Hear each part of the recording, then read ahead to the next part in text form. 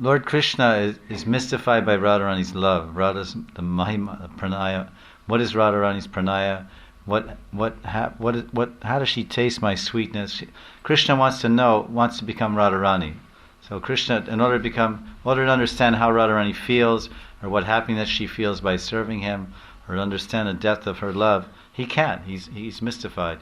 So he's bewildered by that. So then in order to do that, he has to take the position of Radharani. So Krishna becomes Radharani. And when Krishna becomes Radharani, the form that he exhibits is Chaitanya. So Chaitanya is Krishna, but in the mood of Radharani.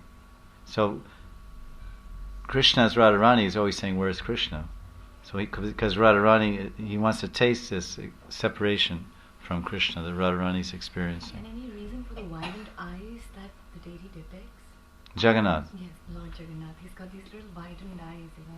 Yeah, well, there's different stories about the appearance of Jagannath, which are told in Puranas. We'll tell briefly one that accounts for this, which is the Mahabhav Prakash. I mean, there's a couple of different ones, but as I mentioned, when Krishna was in Dwarka, in the nighttime he was always crying for Radharani and separation, because he separated from Radharani. Because when he was young, he was with Radharani till he was 11 years old, and then he went to Mathura until he was 38, then from like 25 years in Mathura. Then from Mathura he went to Dwarka for like 100 years. And the Kurukshetra battle took place and all those things. So the whole time, it's like if you have some very strong impression, very strong action or activity, something very deep happens in your life, it creates a samskara in your chitta, in your consciousness. So when Lord Krishna was in Dwarka, although he is surrounded by so much fanfare, so much pomp and grandeur, 16,000 palaces, 160,000 children, right? 160,000 children, 10 children from every wife, and all this, and the the Sudharma Assembly House, and all this huge arrangement. But it didn't. All that added up to a mustard seed, compared to the Mount Meru of his loving remembrance and loving experiences, and we could say samskaras or impressions on his heart and mind that he gained by those 11 years in Vrindavan with Radharani and the gopis. So it's like, on one side you have a mustard seed, on the other side you have Mount Meru, which is like 800 yojanas high and solid gold. It's an amazing place. So then at night, when his body is in Dwarka, his queens are lying there next to him, but his mind and heart are always reaching out to Vrindavan. So he's saying, Radhe, Radhe, Radhe. So one day, after so many years, the queens were so much disturbed by this, that I'm living with this Dwarkadish for 80 years, 90 years, he never once mentioned my name.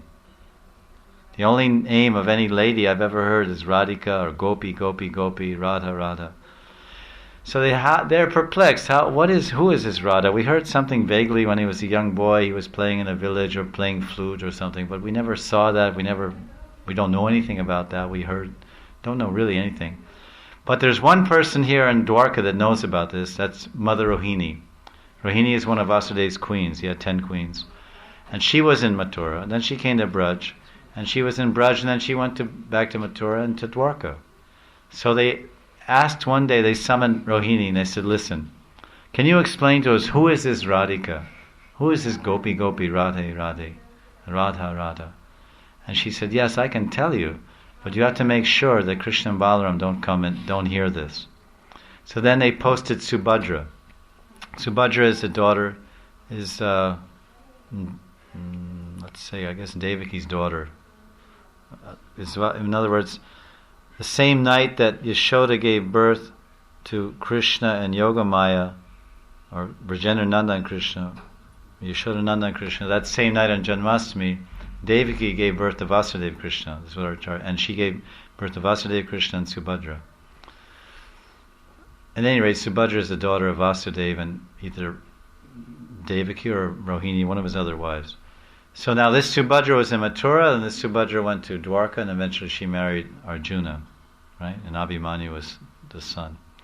So Subhadra was asked, he said, Subhadra, you stay outside by the door, and you guard the door, and make sure Krishna and Balaram don't come. So Subhadra stood outside the door like this, of the queen's private quarters.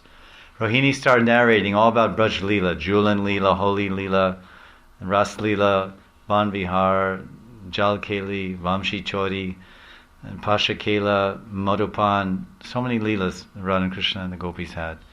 And all the queens of Dwarka. Wow, really?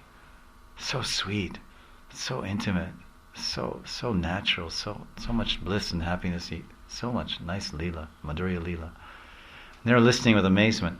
And Subhadra was outside the door eavesdropping, like any intelligent lady would naturally do.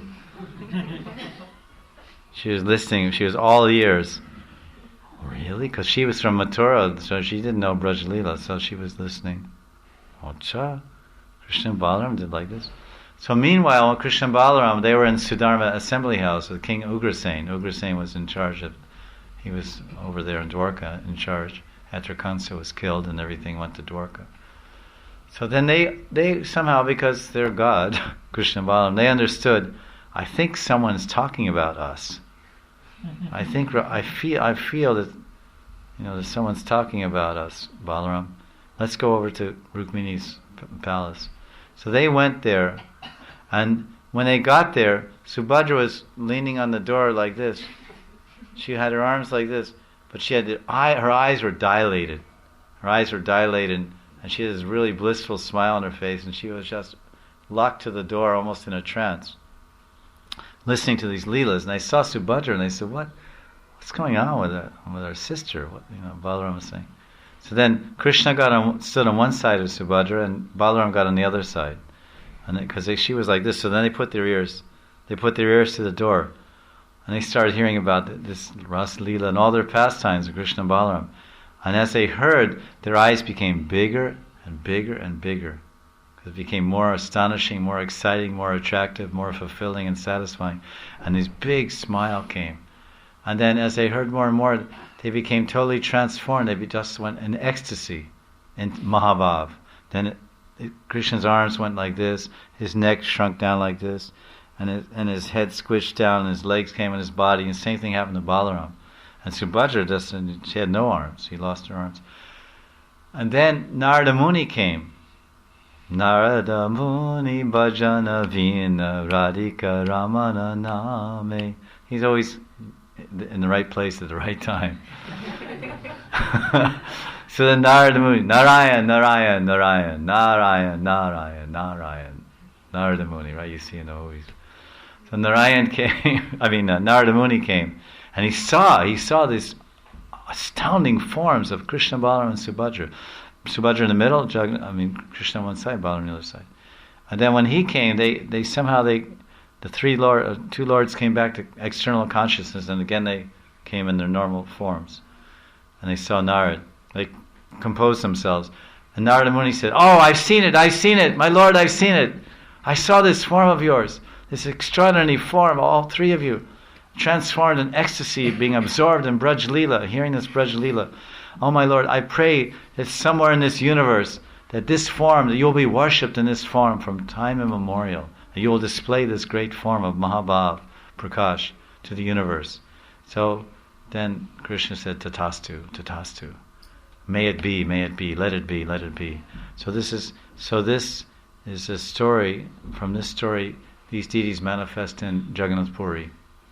And that's why they had these big eyes. It's like two ladies are telling some story. "Oh, do you know that so-and-so's husband is going with so-and-so's wife?" And they go, "Really?"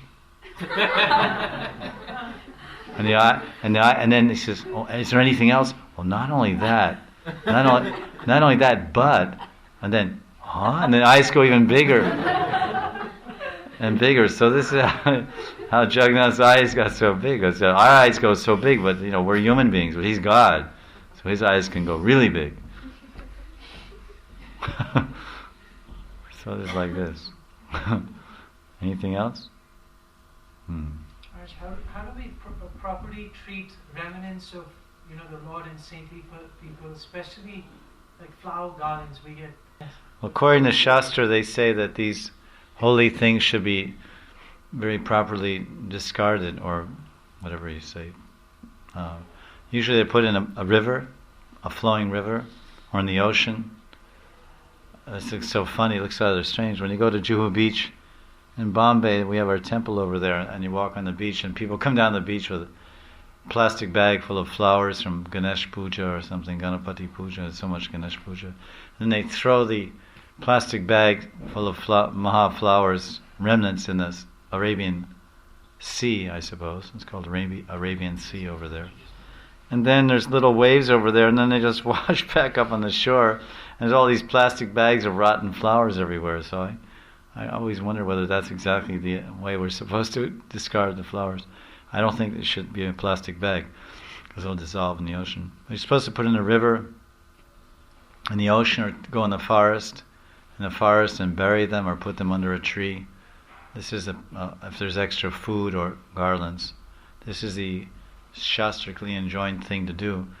But when you live in a big city, there's no river nearby, there's no forest, and there's no ocean, then what to do?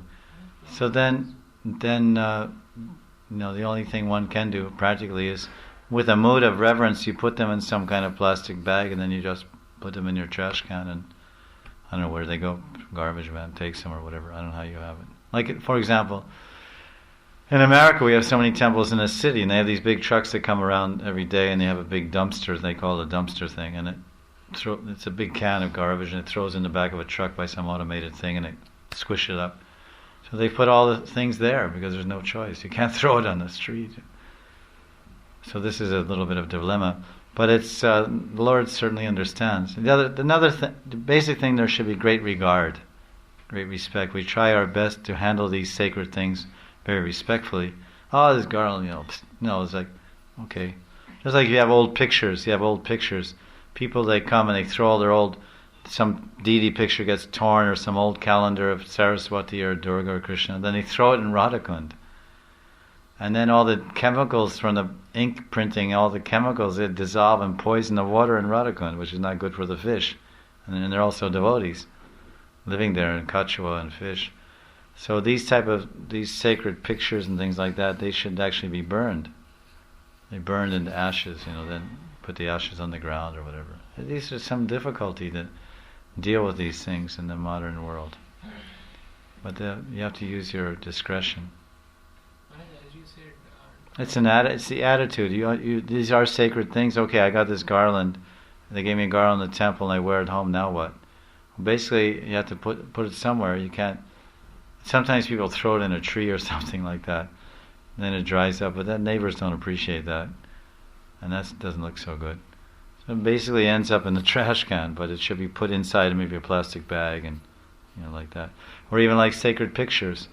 Like, not everyone has facility to burn you have damaged pictures and stuff in the city. So we tell people to fold the picture up, backside around, so you can't see the picture. Put in a bag, plastic bag, and seal it, so no one sees. Anyone who's dealing with the trash, some garbage truck or whatever, wherever the garbage goes, anyone who's dealing with it won't see an old picture of Krishna. You know what I'm saying? It's some covered thing. You have to be practical with sacred things, because many of our temples are in the city, so you can't go up on the roof of the apartment building, have a big bonfire with all old pictures and calendars, because you'll get the landlord will throw you out of the building. But generally you should burn these things. Sacred articles like pictures and things can be burned into ashes, or put in an ocean or river. But there's so much pollution there also with the ink and everything. It's problematic. Is that clear? It's a matter of how, it's your consciousness and your heart. So, Krishna, I don't know what to do. I have so many of these pictures. Like, I print books, and sometimes some books get damaged, get spoiled. But mice eat the covers. And the whole book is quite good, but you can't sell it because all mice ate the corner. So I have 350-page book. It's all sacred book. What to do? So then I give it to people, and they burn it, and they cook chapatis with it, offer it to their deity. The paper, they burn the paper, but then they're cooking chapatis to offer the deity.